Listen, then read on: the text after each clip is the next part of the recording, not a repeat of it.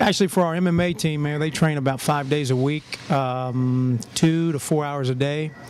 After their training, they do a lot of just a lot of circuit training also. So they do a whole lot of flipping tires, 10 and 15 minutes. This is after they're done training at the top level. So they're very much conditioning. Our guys won't lose because they get tired. That's one thing they won't lose for. I'm the black belt here. Actually, we have 5 black belts. I'm the head instructor here in the Brazilian Jiu-Jitsu program. I teach all the ground fighting. So they take my class a lot. We train in the gi. We train out of the gi. And then Ed and Ray Casillas, our black belts are Spencer, me, Shawn Hammonds, Ed Clay, Ray Casillas, and Sean Pulizano. We call him Spider. But so they get a lot of good black belt training with us because we're all pretty much competitive and we still compete on a high level. So our strength is our ground's very strong. Our stand-up's catching up pretty well. Good stand-up instructors with Ed, with Ray, and with Lance. Lance is a really good one of our pro fighters and one of our stand-up guys. So you'll get a well-rounded fighter with us. You get Muay Thai, boxing, Brazilian Jiu-Jitsu, Judo, Sambo, and wrestling.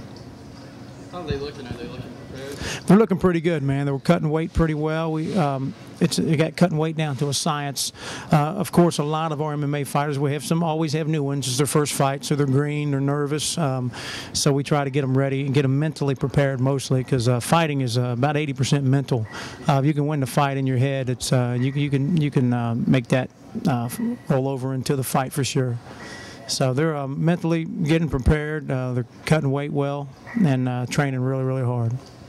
Their opponents coming in from different schools, do you think they're going to be at anywhere near the same level or have the same amount of heart as these guys do? There's a few schools that we have found out that train their guys like us, and normally they're out of the state. Florida has some really good fighters. There's good fighters everywhere. But once again, some of our shows are very amateur. Some of them are we have our pros fight, and you know, when we get the records that are 0-1, 1-0, that's pretty amateur there. So they're still getting used to the cage and getting used to the jitters. And then we have our pro fighters. But there's good fighters everywhere, but it's really hard to keep up. When you train this hard, all you can ask for is to train as hard as you can in the gym. And our guys, we push them until they always have a puke bucket somewhere where they can throw up in. So if they train as hard as we do, I haven't seen a lot of schools, but there's a few. Tell us about the card coming up. How good is it looking? Man, it's looking really good. We have Josh Shockman, one of our pros, who fought in the UFC back in 2006.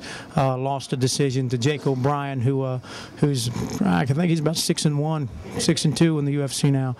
But so we got a good pro card, and we got some good amateurs, man. Our amateur Dustin Ortiz, who's I think he's 2-1 right now, and we have Brian Tidwell, who's a little monster at 145, who's 2-0. Chris Vining, George Ortiz. So we got some good fighters going to be on this card on May 2nd. This is Shawn Hammonds, and you're watching Fight Theater.